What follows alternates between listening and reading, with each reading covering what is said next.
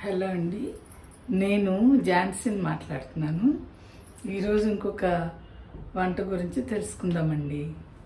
అదేంటంటే పాలక్ పన్నీర్ రైస్ అన్నమాట. అది ఎలా చేస్తానో ఇప్పుడు చూపిస్తాను.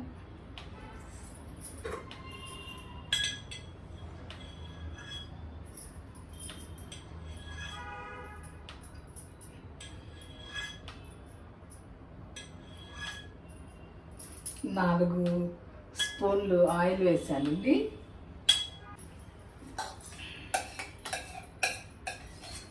అయితే ఆయిల్తో పాటు ఇదిగోండి ఇంకో పావు స్పూను, కొంచెం ఇది పెద్దదే గరిటె, దాంతో నెయ్యి కూడా వేస్తున్నానండి. కాస్త నెయ్యి పడితే కానీ రుచి రాదు దీనికి.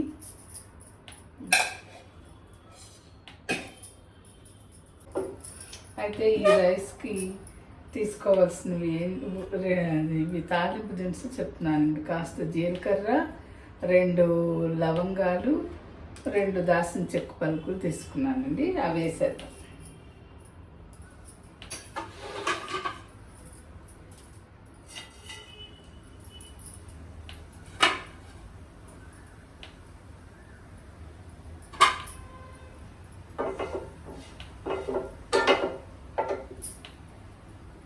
నెక్స్ట్ ఒక ఉల్లిపాయ, ఒక 3 పచ్చిమిరపకాయలు కట్ చేసి పెట్టుకున్నానండి.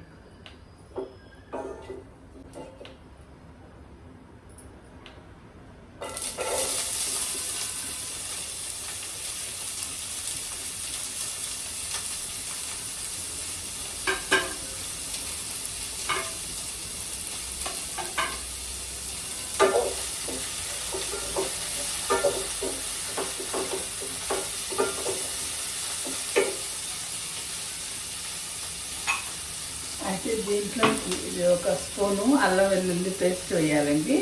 అది దంచి పెట్టుకున్నాను, అది కూడా వేద్దాం.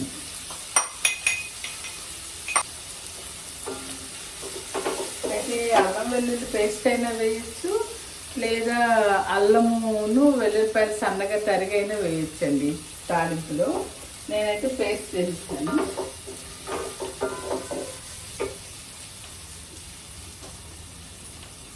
దీంట్లోకి ఒక పావు స్పూన్ పైన కొద్దిగా ఉప్పు వేస్తున్నాను.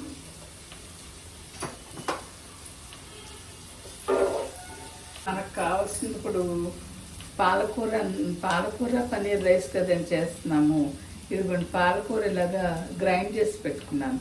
ఈ పాలకూరని ఒక 2-3 నిమిషాలు వేడి నీళ్ళలో వేసి ఉడికించి, కొంచెం ఉప్పు, కొద్దిగా పంచదార కూడా వేసి ఉడికించానండి. లైట్గా, పంచదార అంటే ఎక్కువ కాదు, కొంచెం. అది తీసేసి గ్రైండ్ చేసి పెట్టుకున్నాను అనమాట. అలాగే పన్నీర్ కూడా కావాలి కదా మనకి. ఇది పన్నీర్, ఇదిగోండి, ఇది 200 గ్రామ్స్ పన్నీరు స్లైసెస్గా పన్నీర్ కడిగి స్లైసెస్గా కట్ చేసి పెట్టానండి. ఇదేమో కొత్తిమీర కూడా కావాలి మనకి, అన్నమాట. అయితే ఇప్పుడు అల్లం వెల్లుల్లి వేసేసుకుందామండి.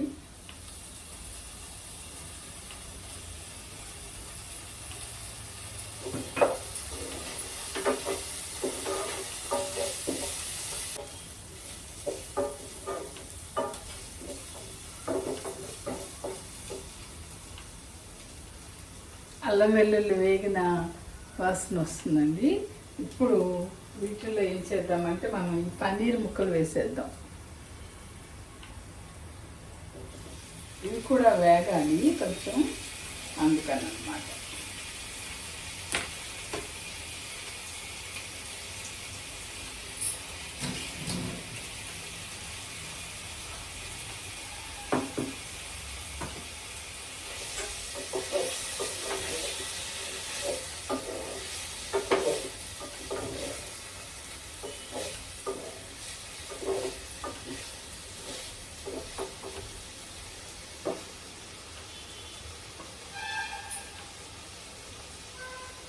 దీని మీద కూడా కాస్త చిటికెడు ఉప్పు, కొంచెం పసుపు వేసి వేద్దామండి.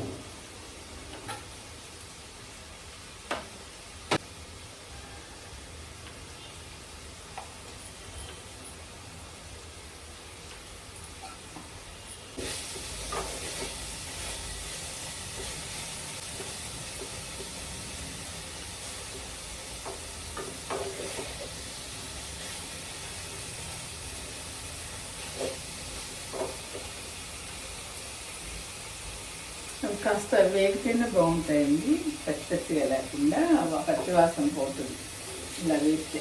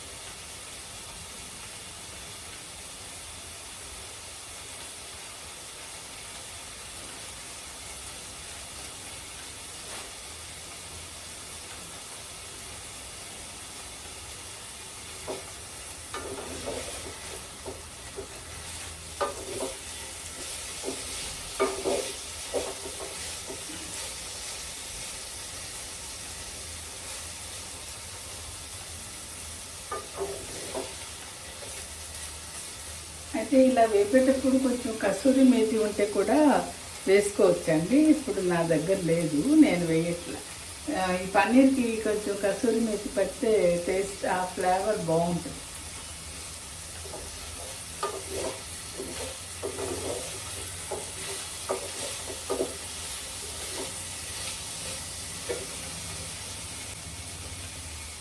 ఇప్పుడు ఒక పావు స్పూన్ కారం వేసాను.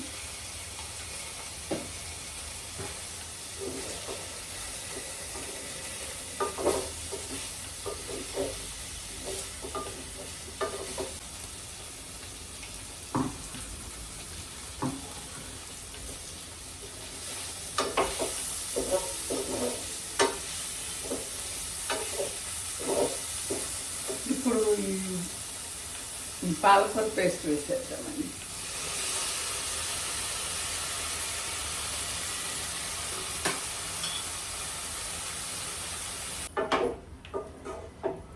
దీంట్లో ఇప్పుడు ఒక అర స్పూన్ కారం వేస్తున్నానండి.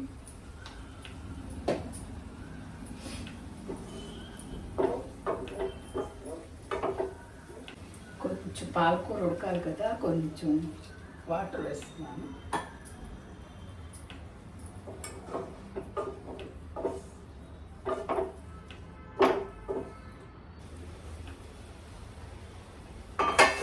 కొంచెం మూత పెట్టి ఒక 2-3 నిమిషాలు ఉడికిద్దామండి.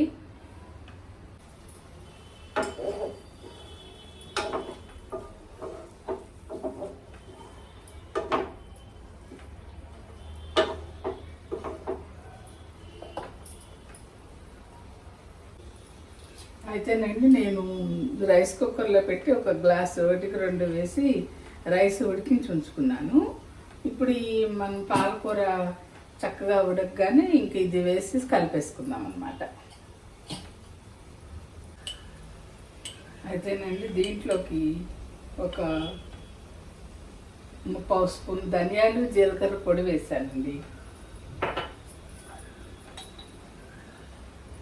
ఒక చిటికెడేమో మసాలా, ఇది మన లవంగాలు దాల్చిన చెక్క మసాలా అన్నమాట, ఇది వేసి.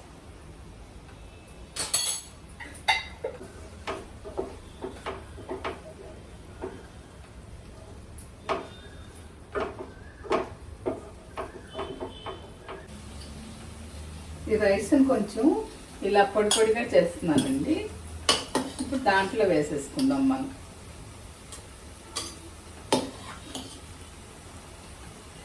అయితే ఇది మామూలు రైస్తో చేస్తున్నాను కాబట్టి నేను 1-2 వేసి ఉడికించాను. అదే బాస్మతి రైస్ అయితే తక్కువ వేయాల్సి వస్తుంది నీళ్ళు, అదన్నమాట. సరే ఇప్పుడు ఇది వేసేద్దాము.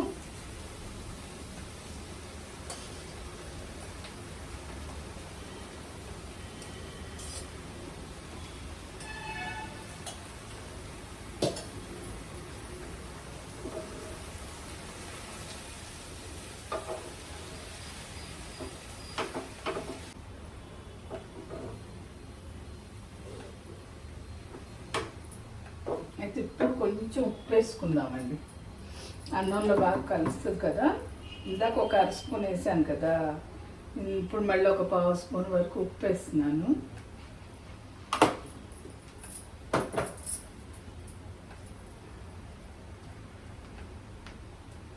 కాస్త ఒక పావు కారం,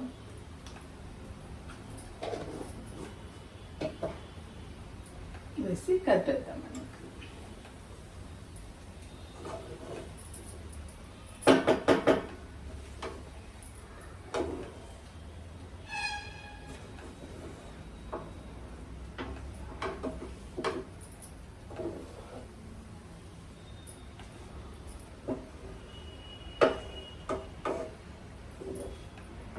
అన్నం చితక్కుండా కలపాలండి, లేకపోతే చితికిపోయినట్టు అయిపోయి బాగుండదు.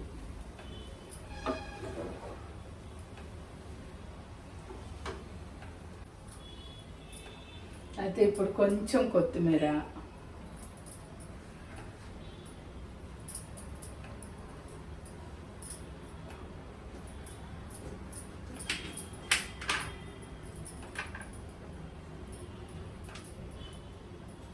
ఒక అరబద్ద నిమ్మకాయ పిండుతున్నానండి, గింజలు పడకుండా చేయాలి పెట్టి.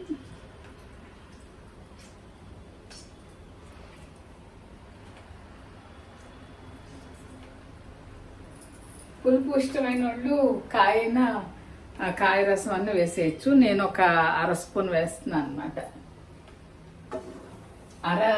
అరబద్ద అదే నిమ్మకాయలో సగం అరబద్ద చెక్క రసం పిండాను. మనం కొంచెం పుల్లగా తినాలనుకుంటే ఇంకొక చెక్క కూడా పిండేయచ్చండి.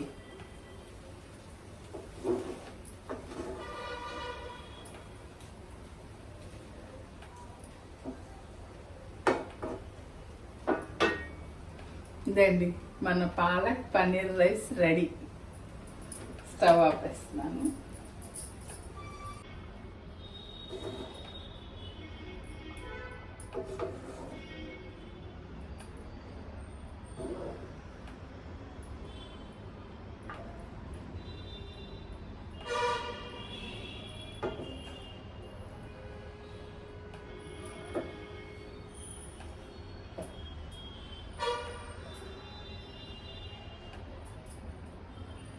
ఇందాక వేపుని కొన్ని తీసానండి పన్నీర్ ముక్కలు.